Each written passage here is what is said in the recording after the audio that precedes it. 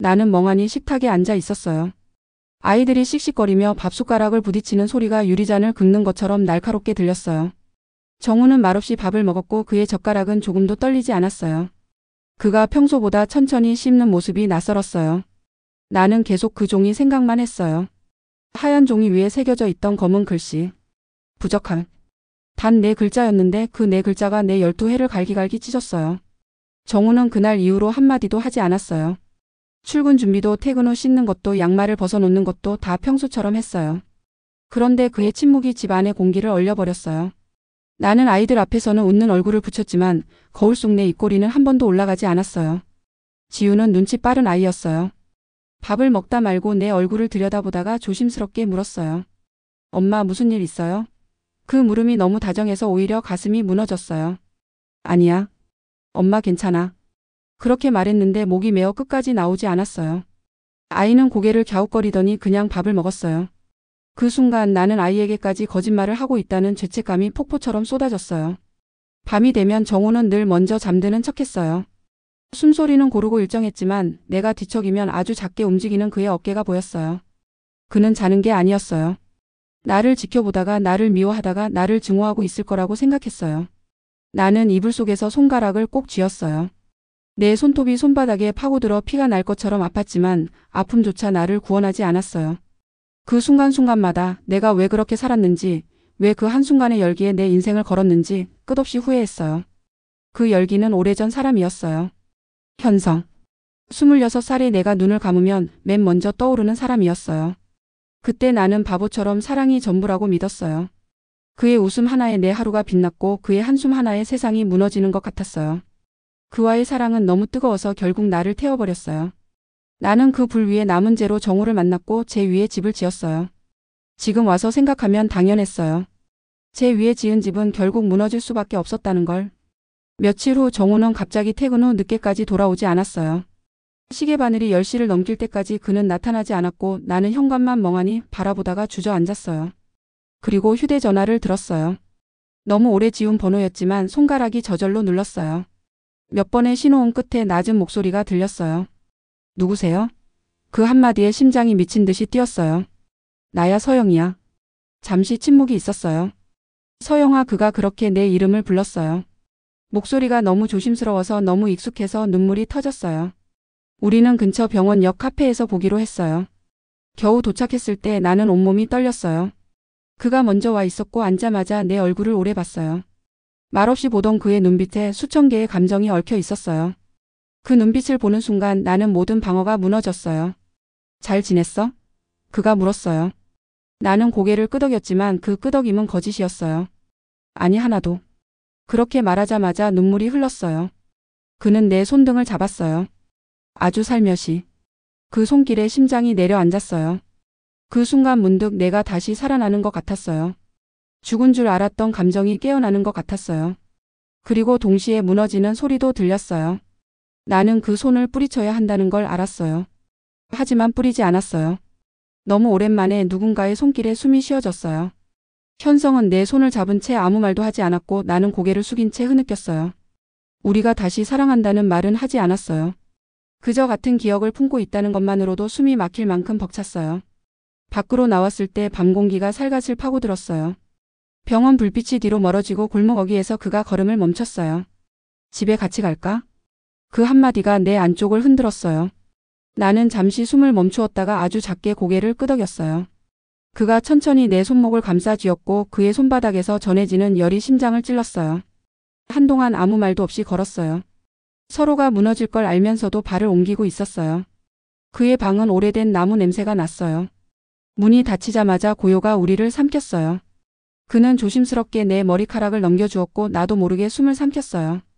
그가 갑작스럽게 다가와 내 허리를 감싸 안았고 그의 심장 소리가 내 가슴에 닿았어요. 나는 떨리고 있었지만 도망치지 않았어요. 그는 낮게 속삭였어요. 지금 멈추지 않을게. 그 목소리는 오래된 약속 같았어요. 그는 내 얼굴을 두 손으로 감싸고 천천히 입을 맞췄어요. 처음엔 살짝 떨렸고 이내 뜨겁게 깊어졌어요. 내 손가락이 그의 뒷목을 스쳤고 그의 숨결이 내 입술 위에 젖은 듯 내려앉았어요. 우리는 옷을 벗기려는 듯 하지 않았지만 서로를 감싸며 천천히 눕혔어요.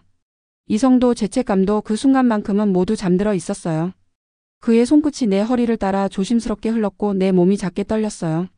나는 그의 이름을 낮게 불렀고 그는 대답 대신 더 깊게 내게 몸을 맡겼어요. 서로의 숨이 얽히고 섞이며 오래 억눌렀던 감정이 한꺼번에 터져 올랐어요. 마치 숨죽여 참아오던 울음처럼 우리 사랑도 한 번에 터져 나왔어요. 끝나고 우리는 아무 말 없이 누워 있었어요. 그의 가슴에 귀를 대자 둔탁한 심장 소리가 들렸어요. 그 소리가 마치 내가 다시 살아있다는 증거 같았어요. 나는 눈을 감고 아주 낮게 중얼거렸어요. 이렇게까지 그리웠을 줄 몰랐어. 현성은 대답하지 않았지만 내 손등에 입을 맞췄어요. 그 입맞춤은 약속도 미래도 아니었어요. 그저 지금 이 순간만은 내가 무너지지 않게 붙잡아주는 듯 했어요. 하지만 나는 알았어요. 이 순간이 끝나면 다시 현실이 시작될 거라는 걸. 현관문을 나서며 그는 내 등을 살며시 감싸며 말했어요. 돌아가. 지금은 내가 지켜야 할 곳이 있잖아. 나는 고개를 끄덕였어요. 그의 눈에는 미련과 단념이 동시에 떠 있었어요. 나는 걸음을 옮기며 생각했어요. 내가 지켜야 할 곳은 이미 부서지고 있다는 걸. 그리고 그 부서진 조각들이 결국 나 자신이라는 걸. 집에 돌아오자마자 현관 불빛이 나를 삼켰어요. 정우의 구두가 가지런히 놓여 있었고 거실 불이 꺼져 있었어요. 그가 자고 있는 방 앞에 섰을 때 발끝이 멈췄어요. 문틈으로 새어나오는 숨소리가 고르고 차가웠어요. 그 숨소리를 들으며 내 가슴이 조여들었어요. 나는 아주 조용히 문손잡이를 쥐었다가 그냥 놓았어요. 그리고 욕실로 들어가 찬물로 얼굴을 씻었어요. 거울 속 얼굴은 낯설었어요. 사랑과 죄책감, 열망과 공포가 한꺼번에 섞여 있는 얼굴이었어요. 그 얼굴을 보며 나는 알았어요. 이제 내가 무너지는 건 시간 문제라는 걸. 정우는 달라졌어요. 예전엔 무뚝뚝해도 따뜻함이 있었는데 그날 이후로는 살얼음 같았어요. 그는 나를 비난하는 말을 거의 하지 않았어요. 대신 조용히 정확히 나를 지웠어요. 출근길에 내 앞을 스쳐 지나는 그의 향기 속에서도 나는 더 이상 그에게 속하지 않는 사람처럼 느껴졌어요. 집안에 그가 두고 가던 작은 배려들, 문에 걸어두던 우산, 싱크대에 올려두던 컵, 그런 사소한 흔적들이 하나둘 사라졌어요. 그는 나를 떠나기 전에 먼저 나를 비워냈어요. 회사에서도 이상한 기류가 돌았어요. 누구도 대놓고 묻지 않았지만 복도 끝에서 낮은 목소리들이 전해졌어요. 그 일 들었어요? 확실한 거예요? 누군가는 씁쓸하게 웃었고 누군가는 알던 척 고개를 끄덕였어요. 나는 정면만 보며 걸었어요. 회색 벽에 기대어 서 있으면 마치 벽 속으로 내가 흡수되는 것 같았어요. 내 자리가 투명해지는 느낌이었다고 해야 맞겠지요. 모든 것이 내 잘못이라는 걸 알고 있었어요. 그렇다고 덜 아프진 않았어요. 한 번은 부서장이 나를 불렀어요. 잠시 쉬는 게 어때요? 그는 조심스럽게 말했어요. 나는 고개를 끄덕였어요. 이해한다는 듯 미소를 지었지만 내 미소는 유리처럼 얇아서 금방 깨질 것 같았어요. 그는 내게 병가 신청서를 건넸고 나는 그 종이를 보며 잠깐 멍하니 있었어요. 종이 한 장이 내 삶을 뒤집은 그날처럼 또 다른 종이 한 장이 내 삶에서 나를 빼내려 하고 있었어요. 밤이면 창문을 열고 바람을 들였어요. 바람이 커튼을 밀고 들어와 내 얼굴을 스치면 그 순간만은 좀 살 것 같았어요. 그러다 문득 휴대전화가 울렸고 현성의 이름이 떴어요. 나는 받지 못하고 숨을 멈췄어요. 그와의 밤이 내게 힘이었는지 또 다른 상처였는지 아직 판단하지 못했어요. 그가 날 부르는 낮고 조심스러운 목소리를 떠올리면 심장이 여전히 아프게 뛰었어요. 사랑이라는 걸 다시 믿고 싶었는데 사랑이 내게 가져다 준 건 또 다른 무너짐이었어요. 그 무렵 지윤이 어느 날 집에 들어오지 않았어요. 휴대전화가 꺼져 있었고 나는 미친 사람처럼 도시를 헤맸어요. 정우에게 연락했더니 그는 잠시 침묵하다가 아주 담담하게 말했어요. 병원 앞 벤치들을 둘러봐요. 왜 하필 병원 앞일까 생각하는 순간 나는 모든 것을 이해했어요. 나는 택시 문을 벌컥 열고 기사에게 주소를 내밀었어요. 차창 밖에 흘러가는 불빛들이 비 오듯 스쳐갔고 내 눈에는 다 같은 색으로 번졌어요. 병원 앞 벤치에서 지훈이 고개를 숙인 채 앉아 있었어요. 옆에는 현성이 서 있었어요. 그는 멀찍이 떨어져 지훈을 지키고 있었고 나를 보자마자 가볍게 고개를 숙였어요. 나는 지훈 앞에 무릎을 꿇었어요. 왜 그랬어? 목소리가 떨렸고 내 손이 아이의 무릎을 부여잡았어요. 지훈은 입술을 깨물고 있었어요. 엄마가 아플까봐, 엄마가 혼자일까봐 그냥 걱정되었어요. 그 말이 칼처럼 내 가슴을 찢었어요. 아이가 어른의 죄를 짊어지고 있었어요. 그 어린 등이 어둠에 젖어 무거워 보였어요. 그날 밤 늦게 현성이 나를 한쪽으로 불렀어요. 지훈이가 아주 단단해요. 그런데 단단한 아이가 더 쉽게 깨질 때가 있어요. 그는 조심스럽게 말했어요. 당신부터 숨 쉬어요. 숨을 쉬어야 아이도 숨 쉬어요. 그의 말이 맞았어요. 나는 오래 숨을 참아왔어요. 맞바람을 견디려 이를 악물고 버텼어요. 버티는 건 숨 쉬는 게 아니었어요. 나는 그것도 모르고 있었어요. 며칠 뒤 정우가 서랍에서 어떤 파일을 꺼내 앞에 두었어요. 이건 혹시 내가 나한테 할 말을 줄여줄 수도 있겠지. 그는 단호하게 말했어요. 파일 안에는 내가 현성과 함께 있는 사진들, 메시지 내역 일부가 있었어요. 피가 머리끝까지 치솟았고 동시에 무릎이 풀렸어요. 정우는 사진을 책상 위로 쓱 밀어 놓았어요. 법정에 서게 되면 필요하겠지. 그는 나를 보지 않았어요. 그 무심함이 더 잔혹했어요. 나는 최대한 침착하게 물었어요. 우리 아이들은 어떻게 할 거예요? 정우는 잠시 고개를 들어 나를 봤어요. 그의 눈빛은 차가웠지만 아주 깊은 곳에서는 지쳐 있더라고요. 지키면 돼요. 우리가 아니라 아이들을. 그는 그렇게 말했어요. 회사에서는 결국 해고 통보를 받았어요.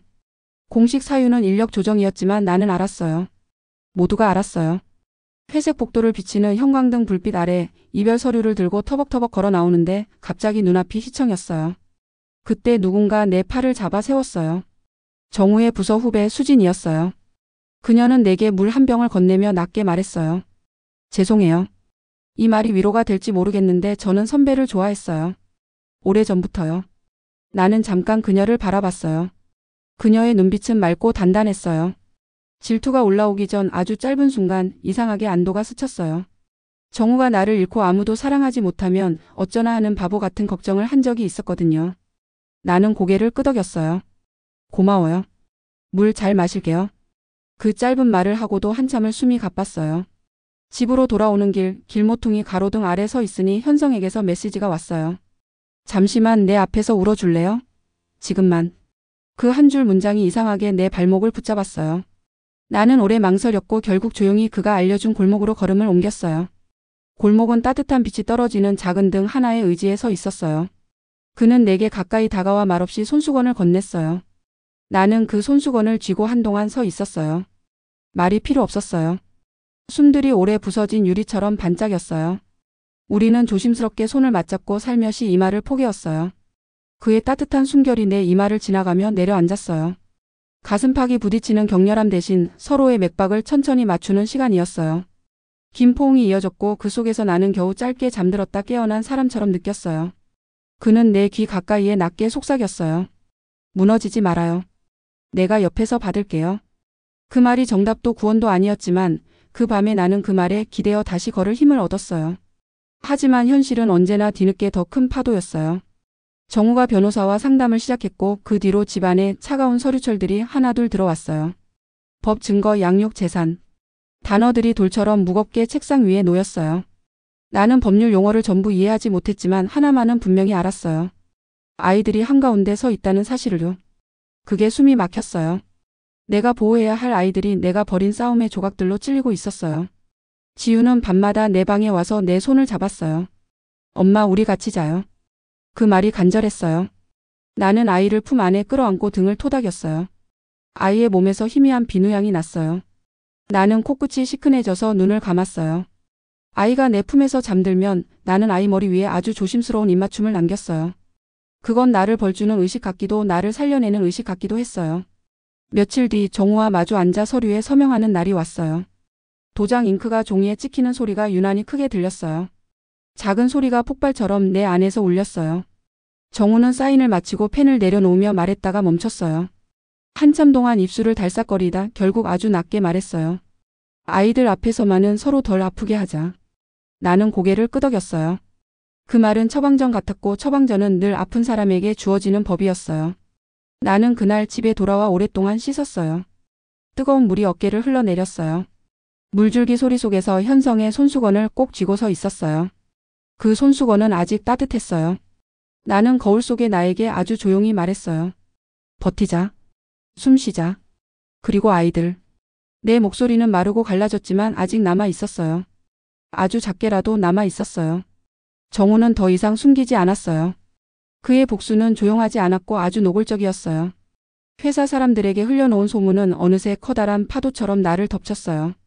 동료들의 시선은 노골적으로 변했고 복도에서 나를 마주치면 피하거나 귓속말을 했어요. 그 사람 그 얘기 사실이었대. 그런 말들이 내 발목을 잡았어요. 아무도 직접 묻지 않았지만 모두 알고 있었어요. 나는 더 이상 그들과 같은 세계에 있지 않았어요. 퇴근길에 우연히 수진과 마주쳤어요. 그녀는 깔끔한 웃음을 지으며 내게 인사를 했고 그 웃음이 묘하게 낯설었어요. 질투일까요? 미움일까요? 아니면 내가 버린 것들을 그녀가 가지려 한다는 두려움일까요? 나는 그저 고개를 숙였어요. 그녀가 지나간 뒤에도 한참 동안 내 몸이 굳어 있었어요. 가슴 한쪽이 멍하게 비어 있었고 그 빈자리가 시리고 아렸어요. 며칠 뒤 인터넷에 나와 현성이 함께 있는 사진이 올라왔어요. 뒷모습이었지만 나였고 병원 근처였어요. 글에는 모욕적인 말들이 달려 있었고 사람들은 익명 뒤에서 날 조롱했어요. 화면 속 내 얼굴은 나오지도 않았는데 나는 그 화면을 한참 바라보다가 결국 무너져 울었어요. 손등으로 눈물을 닦았는데 손등까지 떨렸어요. 그날 이후 아이들을 학교에 보내고 돌아오면 한동안 숨을 못 쉬겠더라고요. 문을 잠그고 커튼을 치고 거실 바닥에 주저앉아 귀를 막았어요. 세상이 다 나를 욕하고 있는 것 같았어요. 정우는 침착했어요. 그는 이 모든 걸 통제하고 있었어요. 나를 무너뜨리기 위해 준비된 시계태엽처럼 움직이고 있었어요. 어느 날 저녁 그는 아이들 방에서 나와 내 방 문 앞에 섰어요. 문지방 너머로 눈을 마주친 그는 조용히 말했어요. 당신이 나한테 한 짓 세상이 알아야 공평할 것 같았어요. 그 목소리는 나지막했지만 서늘했어요. 나는 아무 말도 하지 않았어요. 아무 말도 하지 않는 게 그가 원하는 반응일까봐 겁이 났어요. 그날 밤 나는 결국 현성을 찾아갔어요. 그가 살고 있는 아파트 앞 골목은 고요했어요. 현관 앞에서 망설이는데 문이 열렸고 현성이 놀란 눈으로 나를 봤어요. 나는 아무 말도 못하고 서 있었어요. 그러자 그가 한 걸음 다가왔어요. 너무 버티지 마요. 당신이 무너지는 걸 보는 게 제일 무서워요. 그 말에 갑자기 눈물이 터졌어요. 현성은 한숨을 쉬며 내 손을 잡았어요. 들어와요. 방 안은 은은한 등불만 켜져 있었고 공기는 따뜻했어요. 나는 현관에 서서 망설이다가 조심스레 그의 품으로 파고들었어요. 그의 팔이 내 등을 감싸자 숨이 놓였어요. 심장이 빠르게 뛰었고 눈물이 그 위로 떨어졌어요. 그는 내 뺨에 입을 맞추며 조용히 말했어요. 괜찮아요. 여기선 누구도 당신을 욕하지 않아요. 그 말이 마치 주문 같았어요. 나는 그의 입술을 바라보다가 조심스레 입을 맞췄어요. 처음엔 조심스럽게 아주 살짝 스치듯 닿았고 이내 감정이 불처럼 퍼졌어요. 그는 내 허리를 감싸 안고 나는 그의 목을 감싸며 천천히 뒤로 누웠어요. 우리의 호흡이 서로의 가슴에 부딪혔고 떨림이 숨처럼 퍼져나갔어요. 그의 손끝이 내 팔과 어깨를 따라 천천히 흘렀고 내 몸이 그 손길에 따라 작게 떨렸어요. 나는 그의 이름을 낮게 불렀고 그는 대답 대신 더 깊게 내게 몸을 맡겼어요. 억눌렀던 감정들이 터져나오듯 우리는 서로를 꼭 껴안았어요. 한참 후 그는 내 손을 꼭 잡은 채 누워 있었어요. 우리의 숨소리가 어둠 속에 조용히 섞여 있었어요. 나는 그의 가슴에 얼굴을 묻으며 낮게 중얼거렸어요. 이젠 돌아갈 곳이 없을 것 같아. 그는 대답하지 않았지만 내 머리카락을 쓰다듬었어요. 그 손길이 마지막처럼 애틋했어요. 나는 그 손길에 잠시 눈을 감았어요. 그 순간만큼은 내가 더 이상 세상의 표적이 아닌 것 같았어요. 하지만 다음날 아침 창문을 열자 싸늘한 공기가 쏟아져 들어왔어요. 현실은 여전히 차갑게 서 있었어요. 정우는 변호사를 대동하고 집을 나섰고 법원으로부터 첫 소환장이 도착했어요. 종이 한 장이 다시 내 삶을 뒤흔들고 있었어요. 그 종이를 손에 쥐고 있을 때 내 안에 남아있던 마지막 평온마저 부서지는 소리가 들렸어요. 나는 그 종이를 가만히 내려놓고 숨을 고르며 생각했어요. 이 싸움이 나를 전부 삼키기 전에 내가 지켜야 할 게 뭔지 반드시 찾아야 한다고. 그날 이후 내 삶은 급격히 기울었어요. 회사에서 받은 해고 통지서보다 더 무서운 건 사람들의 눈빛이었어요. 전에는 나를 보면 인사를 하던 사람들이 시선을 피했고 복도 끝에서 내 이름이 나오면 갑자기 대화가 끊겼어요. 어떤 이는 일부러 내 앞에서 웃으며 속삭였어요. 그 웃음소리가 가시 같았어요. 아무도 나를 직접 욕하지 않았지만 모두가 나를 버린 것 같았어요. 그 무게가 더 잔인했어요. 정우는 침착했어요. 그는 아무 말도 하지 않았지만 나를 무너뜨리는 일이 그에게 더 이상 죄책감조차 주지 않는다는 걸 느꼈어요. 아이들 앞에서는 평소처럼 행동했지만 그마저도 더 이상 나를 배려하기 위한 게 아니라 아이들을 지키기 위한 것처럼 보였어요. 나는 그런 정우의 모습이 낯설었고 동시에 이상하게 서운했어요. 미움보다 무관심이 더 견디기 힘들었어요. 현성만이 유일하게 나를 있는 그대로 봐주는 것 같았어요. 그는 내게 전화를 걸어 밖에 나와요. 가만히 있으면 무너져요. 하고 말했어요. 나는 한참을 망설이다가 결국 나갔어요. 작은 호수 근처 벤치에 그가 앉아 있었고 내 자리를 미리 덮어둔 것처럼 담요를 펼쳐두었어요.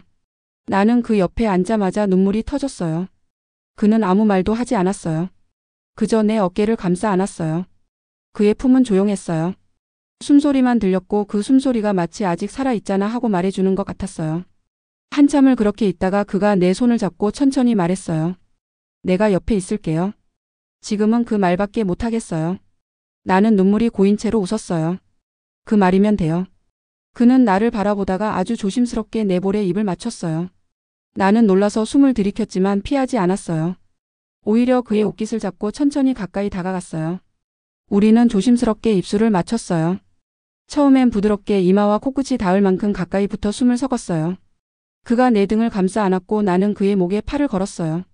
우리의 입맞춤은 서두르지 않았고 오래 참았던 감정을 조금씩 풀어내는 것 같았어요.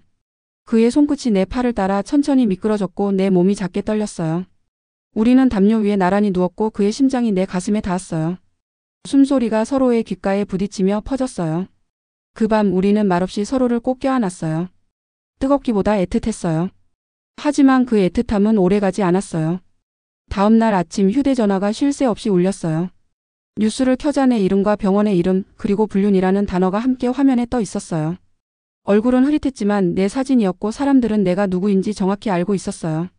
기사에는 악의적인 말들이 가득했고 그 말들은 화면 너머로 튀어나와 나를 찌르는 것 같았어요. 나는 숨이 막혀 휴대전화를 떨어뜨렸어요. 손끝이 하얗게 질렸어요. 지훈이 학교에서 울며 돌아왔어요. 아이들이 엄마를 욕했다고 했어요. 엄마 그거 다 거짓말이지? 그렇지? 엄마 나쁜 사람 아니지? 그 말에 가슴이 무너졌어요. 나는 아이를 꼭 안았어요. 아이의 몸이 떨렸어요. 엄마 나쁜 사람 아니야. 엄마가 잠깐 실수한 거야. 말하는 동안 목이 조여서 숨이 막혔어요. 지우는 내 품에 얼굴을 묻고 소리 없이 울었어요. 그 작은 어깨가 들썩일 때마다 내 심장이 갈라지는 것 같았어요. 정우는 집에 들어오자마자 서류처를 꺼내 놓았어요. 법원에 제출할 거예요. 아이들 양육권. 나는 숨이 멎는 것 같았어요. 아이들 나 못 보게 할 거예요? 그는 잠시 나를 봤어요. 그 눈빛엔 동정도 연민도 없었어요. 아이들은 이제 더 이상 당신 싸움에 끼게 하지 않을 거예요. 그의 말은 칼 같았어요. 나는 그 자리에 앉아 있었어요. 아무 말도 하지 못한 채. 전에는 그를 미워했는데 지금은 그가 너무 멀게 느껴졌어요. 우리는 같은 집에 있었지만 서로 다른 세계에 살고 있었어요. 그 사실이 숨보다 무거웠어요. 며칠 후 학교에서 전화가 왔어요. 하윤이 옥상에 올라갔다고 했어요. 나는 머리가 하얗게 질리며 달려갔어요. 학교 옥상 난간 근처에 작은 몸이 웅크리고 있었어요. 하윤은 내게 등을 돌린 채 있었어요. 나는 천천히 다가가며 떨리는 목소리로 불렀어요. 하윤아. 아이가 고개를 돌렸어요. 눈이 충혈돼 있었어요. 엄마 나도 나쁜 아들이야? 그 말에 다리가 풀렸어요. 나는 아이에게 달려가 끌어안았어요. 아니야 절대 아니야. 너는 엄마의 보물이야. 엄마가 잘못한 거지 너는 아니야. 아이가 내 품에서 엉엉 울었어요. 그 울음소리가 겨울바람처럼 가슴을 후벼 팠어요. 그날 밤 아이를 재우고 나서 한참 동안 불 꺼진 거실에 앉아 있었어요. 세상은 조용했지만 내 마음은 산산조각 난 유리처럼 날카로웠어요. 창문에 비친 내 얼굴은 낯설었어요. 눈밑이 퀭했고 입술은 마르고 갈라져 있었어요. 나는 눈을 감고 속삭였어요. 이제 끝났을지도 몰라. 하윤의 울음소리가 머릿속에 남아 있었어요. 아이는 겨우 잠들었지만 나는 그날 밤 한숨도 못 잤어요. 심장이 계속 두근거렸고 눈꺼풀 밑이 욱신거렸어요. 내 잘못이 아이들의 등을 짓누르고 있다는 걸 생각하면 숨이 막혔어요. 나는 아이들을 지키려고 했는데 결국 아이들을 가장 먼저 무너뜨린 사람이 나였어요. 그 사실이 뼈를 갉아먹는 것 같았어요. 며칠 후 학교에서 지훈이 교실을 뛰쳐나가 울었다는 연락이 왔어요. 아이가 엄마가 감옥에 갈 거냐고 물었다고 했어요. 나는 교실 앞에서 기다렸다가 아이를 안았어요. 지훈은 울면서 내 어깨를 치며 소리쳤어요.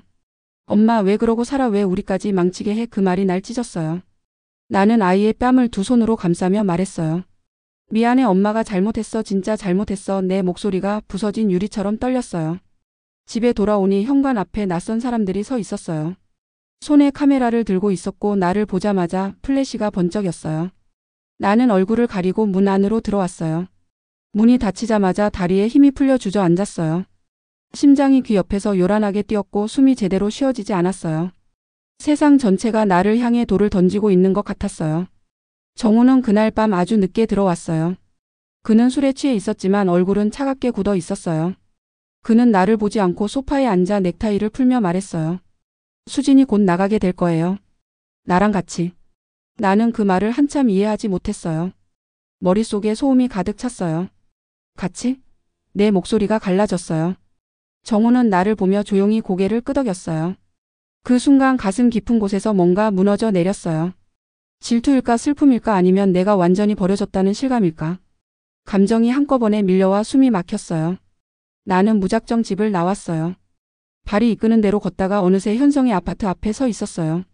현관문 앞에서 한참을 서성이다가 문을 두드렸어요. 현성이 문을 열었을 때 나는 울고 있었어요. 그는 놀란 얼굴로 나를 끌어안았어요. 무슨 일이에요? 나는 아무 말도 못하고 그의 가슴에 얼굴을 묻었어요. 그의 셔츠가 눈물에 젖었어요. 그는 내 머리를 쓰다듬으며 낮게 말했어요. 괜찮아요. 오늘은 아무 말 안 해도 돼요. 우리는 말없이 서로를 바라봤어요. 눈빛이 부딪히자 억눌렀던 감정이 한순간에 터졌어요. 나는 그의 얼굴을 감싸며 조심스럽게 입을 맞췄어요. 그가 내 허리를 감싸 안았고 나는 그의 어깨에 매달리듯 몸을 맡겼어요. 숨소리가 겹치며 뜨거워졌고 그의 손끝이 내 등을 따라 천천히 흘렀어요. 내 온몸이 작게 떨렸고 그 떨림에 그의 숨이 거칠어졌어요. 우리는 천천히 소파 위에 나란히 누웠어요. 그의 입술이 내 목선을 따라 내려오며 가벼운 입맞춤을 남겼고 나는 낮은 신음을 삼켰어요. 그의 손길은 조심스러우면서도 간절했고 내 마음속에 오래 쌓인 슬픔을 하나씩 풀어내는 것 같았어요. 우리는 서로를 꽉 껴안았고 마치 이 세상에 우리 둘만 남은 것처럼 숨을 섞었어요. 뜨겁고 슬펐고 동시에 살고 싶었어요. 그 순간만큼은 다시 인간이 된 것 같았어요. 한참 후 우리는 나란히 누워 있었어요. 그의 손가락이 내 손등을 천천히 쓰다듬었고 그 부드러운 움직임에 눈물이 다시 흘렀어요. 현성아, 내가 그의 이름을 부르자 그는 대답 대신 내 이마에 입을 맞췄어요. 그 입맞춤이 작별 같았어요. 나는 마음속으로 알았어요. 우리가 이대로 오래 갈 수 없다는 걸. 이 사랑이 나를 살릴 수도 더 깊이 무너뜨릴 수도 있다는 걸. 그날 새벽 나는 현성의 집을 나와 집으로 돌아왔어요. 현관문을 열자 거실 불이 꺼져 있었지만 이상하게도 차가운 정적이 감돌았어요. 방 안에서 들려오는 아이들의 숨소리가 너무 작고 여려서 내가 다가가기만 해도 부서질 것 같았어요. 나는 방문 앞에 앉아 무릎을 껴안았어요. 이 집도 이 가족도 이미 거의 무너졌어요. 그런데도 이상하게 나는 아직 놓지 못하고 있었어요. 정우는 다음 날 아침 무표정한 얼굴로 이삿짐 목록을 적고 있었어요. 수진과 함께 살 집을 구했다는 말을 아무렇지 않게 했어요. 나는 아무 대답도 못했어요. 내가 사랑했던 남자는 이제 없었어요. 그리고 그가 버린 자리에서 나는 내 파멸의 끝을 보고 있었어요. 법원 복도에 서 있었어요. 내 발밑 대리석이 유난히 차가웠어요. 사람들의 발자국 소리가 메아리처럼 퍼졌고 그 속에서 나는 점점 작아지는 기분이었어요. 내 앞에는 정우가 있었고 그의 곁에는 변호사가 서 있었어요. 그는 내 쪽을 한 번도 보지 않았어요. 나는 자꾸만 숨을 삼켰어요. 이 싸움은 지면 안 된다고 아직 아이들은 내 품에 있어야 한다고 마음속으로 되뇌었지만 손끝이 파르르 떨려서 주먹조차 쥘 수 없었어요. 판사 앞에 서자 공기가 더 무겁게 내려앉았어요. 변호사들이 서류를 내밀며 각자의 주장을 쏟아냈고 나는 그 서류 위에 놓인 내 이름을 바라보다가 잠시 정신이 멍해졌어요. 그 이름이 더 이상 나 같지 않았어요. 아이들의 이름이 언급될 때마다 심장이 움찔했어요. 판사는 한참 동안 아무 말 없이 우리를 바라보다가 조용히 입을 열었어요. 양측 모두 양육에 필요한 정서적 안정이 부족해 보입니다. 당분간 아이들은 보호시설에 임시 위탁하겠습니다. 그 말이 귀에 들어오자마자 세상이 무너졌어요. 내 다리가 풀렸고 무릎이 떨렸어요. 나는 의자를 붙잡고 간신히 버텼어요. 심장이 바닥에 떨어져 깨지는 소리가 들렸어요. 정우는 아무 표정도 짓지 않았어요. 그 무표정이 나를 더 찢었어요. 법정을 나와 복도에 섰을 때 벽이 흔들리는 것 같았어요. 나는 벽에 기대 서서 한참을 울었어요. 아무도 나를 돌아보지 않았어요. 아이들은 보호시설로 옮겨졌어요. 작별 인사도 제대로 못했어요. 아이들이 탄 차량이 떠나는 걸 멀리서 바라보는데 창문 너머로 지훈이 나를 보고 있었어요. 입술이 달싹였지만 소리는 들리지 않았어요. 그 얼굴이 멀어질수록 내 심장도 점점 멀어지는 것 같았어요. 차가 보이지 않게 되자 그 자리에 주저앉았어요. 바닥에 떨어진 낙엽이 내 손등에 닿았는데 그게 너무 따뜻해서 오히려 더 서글펐어요. 집으로 돌아오자 집은 폐허 같았어요. 아이들의 웃음소리가 사라진 집은 텅 비어 있었어요. 장난감이 놓인 자리는 먼지가 내려앉았고 식탁 위에는 먹다 남은 빵 조각이 굳어 있었어요. 나는 그 빵 조각을 바라보다가 갑자기 토할 것처럼 숨이 막혔어요. 부엌 바닥에 주저앉아 목소리 없이 울었어요. 가슴에서 나온 소리는 울음이라기보단 찢어지는 비명 같았어요. 며칠 동안 나는 아무것도 하지 않았어요. 창문을 열지도 않았고 불도 켜지 않았어요. 해가 뜨는 것도 몰랐고 밤이 오는 것도 몰랐어요. 그냥 바닥에 누워 천장을 보며 하루를 보냈어요. 그때 사회복지사로 일하는 친구가 전화를 걸었어요. 아이들을 만나고 싶으면 당신도 살아 있어야 해. 그 말이 가슴을 때렸어요. 나는 천천히 눈을 감았다가 떴어요. 살아 있어야 한다는 말이 너무 멀게 느껴졌지만 동시에 그 말이 처음으로 나를 일으켜 세웠어요. 며칠 뒤 나는 작은 아동보호센터에서 일하기 시작했어요. 처음엔 하루 몇 시간 아이들 책을 읽어주고 놀아주는 일이었어요. 아이들의 눈동자는 투명했고 웃음소리는 작고 맑았어요. 그 아이들 속에서 지훈과 하윤의 얼굴이 겹쳐 보였어요. 아이들의 손을 잡고 노래를 부르다 보면 마음 한구석이 조금씩 풀리는 느낌이었어요. 아이들이 내게 안기며 웃을 때마다 숨이 트였어요. 아직 완전히 살아난 건 아니었지만 아주 작게라도 숨을 쉬기 시작한 거였어요. 어느 날 새로운 사회복지사 민재를 만났어요. 그는 조용하고 온화한 사람이었어요. 말수가 적었지만 아이들이 울면 누구보다 먼저 다가가 등을 토닥였어요. 아이들이 그에게 안겨 잠들 때 그의 얼굴에는 아주 부드러운 미소가 떠올랐어요. 그 모습을 보는데 이상하게 가슴이 저렸어요. 그건 설렘인지 그리움인지 헷갈렸어요. 오래전 내가 잃어버린 것들을 누군가가 자연스럽게 품고 있는 걸 보는 느낌이었어요. 퇴근 후 내가 홀로 센터 정원을 정리하고 있을 때 민재가 다가와 말했어요. 오늘 아이들이 유난히 많이 웃었어요. 덕분이에요. 나는 고개를 저으며 웃었어요. 아니에요. 저도 아이들 덕분에 겨우 웃었어요. 우리의 시선이 잠시 부딪혔고 공기가 아주 조용해졌어요. 그는 한 걸음 가까이 다가오며 낮게 말했어요. 혹시 괜찮다면 같이 차 한잔 하실래요? 나는 망설이다가 고개를 끄덕였어요. 근처 작은 찻집에 앉아 있자니 오랜만에 사람답게 앉아 있는 기분이었어요. 그는 조심스러운 말투로 자신의 이야기를 했고 나는 오랜만에 웃으며 대답했어요. 그의 눈빛이 내 얼굴을 아주 조심스럽게 후었어요. 심장이 두근거렸어요. 우리는 차를 마신 뒤 센터 앞에서 잠시 서 있었어요. 바람이 불어 내 머리카락이 흩날렸고 그는 망설이다가 살며시 내 머리카락을 귀 뒤로 넘겨주었어요. 그 손길이 너무 조심스러워서 눈물이 날 뻔했어요. 우리는 조심스럽게 서로의 손을 잡았어요. 손가락이 닿자 심장이 저릿했어요. 그는 나를 부드럽게 끌어당겼고 나는 그의 가슴에 살짝 안겼어요. 그의 숨결이 내 귀 가까이에서 느껴졌어요. 우리는 천천히 얼굴을 마주했고 아주 조심스럽게 입을 맞췄어요. 처음엔 가볍게 스쳤고 이내 조금 더 깊어졌어요. 그의 손이 내 등을 따라 조심스럽게 흘렀고 내 몸이 작게 떨렸어요. 그 떨림에 그의 숨소리가 조금 거칠어졌어요. 오랜만에 따뜻한 감정이 가슴에 스며들었어요. 그날 밤 집으로 돌아오는 길 나는 하늘을 올려다봤어요. 별이 희미하게 빛나고 있었어요. 아직은 아득하고 멀었지만 저 빛이 언젠가는 내 아이들에게까지 닿을 거라고 믿고 싶었어요. 나는 아주 작게 그러나 확실하게 미소 지었어요. 아주 오랜만에 가슴이 조금 따뜻했어요. 며칠이 지나도 마음속에 미세한 온기가 계속 남아 있었어요. 센터에 가면 아이들이 먼저 달려와 품에 안겼고 그 작고 따뜻한 몸이 내 손안에 들어올 때마다 내가 다시 살아있다는 걸 조금씩 실감했어요. 민재는 말수가 적었지만 늘 조용히 곁에 있었어요. 내가 아이들을 돌보느라 지쳐 앉아 있으면 어느새 물컵을 건네주었고 바람이 차가워지면 말없이 내 어깨에 얇은 담요를 걸쳐주었어요. 그 사소한 배려들이 오래 묻어있던 서늘함을 조금씩 녹이고 있었어요. 어느 저녁 센터 아이들이 다 돌아가고 난 뒤 우리는 마당에 나란히 서 있었어요. 민재가 조심스럽게 입을 열었어요. 아이들 언젠가 다시 품에 안길 거예요. 그럴 자격 충분히 있으니까요. 그 말에 가슴이 먹먹해졌어요. 아무도 나에게 그런 말을 해준 적이 없었어요. 눈물이 올라왔지만 참았어요. 울면 이 순간이 무너질까봐.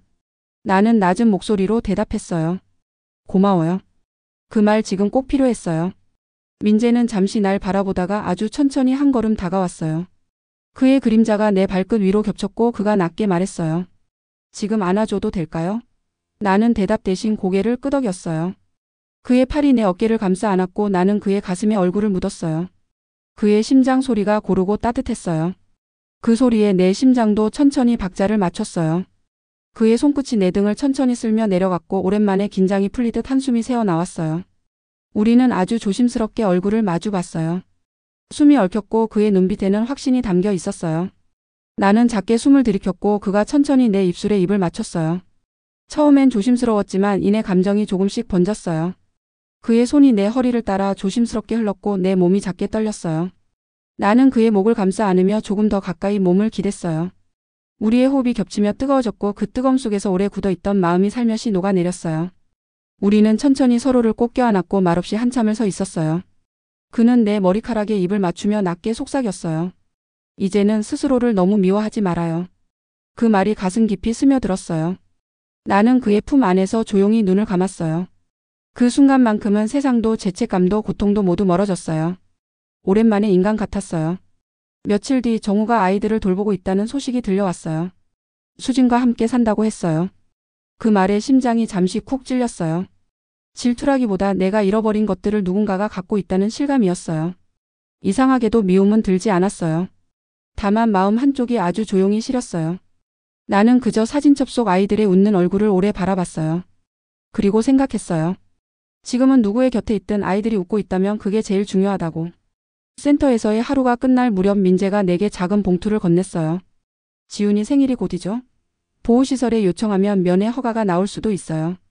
같이 준비해요. 그 말에 눈물이 고였어요. 나는 고개를 끄덕이며 그 봉투를 꼭 쥐었어요. 아이들을 다시 만날 수 있다는 생각에 심장이 빠르게 뛰었어요. 그날 밤 집으로 돌아오는 길은 낯설게 따뜻했어요. 가로등 불빛이 길 위에 부드럽게 내려앉았고 내 그림자가 길게 늘어져 있었어요. 그 그림자가 예전처럼 외롭게 느껴지지 않았어요. 나는 작은 숨을 내쉬며 속삭였어요. 조금만 더 버티자. 아이들 곧 만나러 갈게. 지훈의 생일이 다가오자 마음이 더 바쁘게 뛰었어요. 민재가 도와준 덕분에 면회 허가가 났고 나는 손끝까지 떨리는 걸 억지로 다잡으며 준비했어요. 색종이로 장식을 만들고 작은 케이크를 샀어요. 하윤이 좋아하던 딸기 우유도 빠뜨리지 않았어요.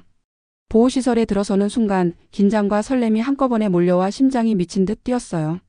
아이들이 복도 끝에서 걸어오는 모습을 봤을 때 숨이 턱 막혔어요. 지훈은 조심스럽게, 하윤은 주춤주춤 다가오다 나를 보는 순간 울음을 터뜨렸어요. 나는 두 아이를 동시에 끌어안았어요. 아이들의 몸에서 땀 냄새와 비누향이 섞여 올라왔고 그 익숙한 향기에 눈물이 쏟아졌어요. 미안해 엄마가 너무 늦었지. 나는 아이들의 등을 쓸며 떨리는 목소리로 말했어요. 아이들은 내 품에 얼굴을 묻은 채 울면서도 웃었어요. 생일 파티를 준비하느라 정신이 없었어요. 민재가 풍선을 달았고 보호시설 선생님들이 색색의 끈을 묶었어요. 지우는 촛불 앞에서 소원을 빌었어요. 작은 입술이 움직이며 속삭였어요. 이제 우리 모두 덜 아팠으면 좋겠어요. 그 말이 가슴 깊숙이 내려와 울림이 되었어요. 나는 아이의 볼에 입을 맞췄어요. 꼭 그렇게 될 거야. 그날 정우도 파티에 왔어요. 그의 곁에는 수진이 있었고 조금 떨어진 곳에는 현성도 와 있었어요. 민재는 내 곁에서 묵묵히 서 있었어요. 어색하고 낯선 공기가 감돌았지만 아이들이 웃고 떠드는 모습에 우리 모두 말없이 그 웃음을 바라봤어요. 정우는 잠시 내 옆에 와 서서 낮은 목소리로 말했어요. 아이들 잘 지냈어요. 당신 덕분에. 나는 고개를 끄덕였어요. 아니에요. 아이들 스스로 잘 해냈어요. 하윤이 풍선을 터뜨려 놀라 소리를 지르자 모두가 웃었어요. 그 웃음소리에 마음속 얼음이 조금씩 녹아내렸어요. 나는 정우의 얼굴을 보았어요. 오랜만에 그의 입가에 미소가 걸려 있었어요. 그 미소는 예전과 달랐어요. 승리의 미소도 냉소도 아니었어요. 그저 안도처럼 보였어요. 그걸 보고 나니 이상하게 마음이 편해졌어요. 파티가 끝나고 모두 돌아갈 준비를 할 때 민재가 내게 작은 목소리로 말했어요. 이제 아이들과 함께 살 준비를 해요. 당신은 충분히 해낼 수 있어요. 그 말이 깊이 스며들었어요. 나는 그의 손을 잡았어요. 그의 손은 따뜻했고 조심스러웠어요. 우리 시선이 잠시 겹쳤고 숨이 섞였어요. 나는 아주 작게 고개를 끄덕였어요. 그날 밤 아이들을 시설에 다시 맡기고 돌아오는 길은 참 고요했어요.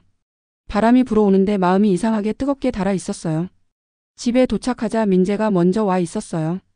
현관 앞에서 내게 작은 꽃다발을 건넸어요. 오늘 수고했어요. 그 한마디에 가슴이 저릿했어요. 나는 꽃을 받아들며 작게 웃었어요. 같이 있어줘서 고마워요. 우리는 거실에 마주 앉아 있었어요. 말없이 차를 마셨고 눈빛이 자꾸 부딪혔어요. 공기가 서서히 달아올랐어요. 민재가 아주 조심스럽게 내 손을 잡았어요. 괜찮다면 오늘은 내가 안아주고 싶어요. 나는 작게 고개를 끄덕였어요. 그가 내 얼굴을 두 손으로 감싸고 천천히 입을 맞췄어요. 처음엔 가볍게 스쳤고 이내 감정이 깊어졌어요. 그의 숨결이 내 입술에 섞였고 내 손가락이 그의 뒷목을 스쳤어요. 그의 손이 내 허리를 따라 부드럽게 내려갔고 내 몸이 작게 떨렸어요.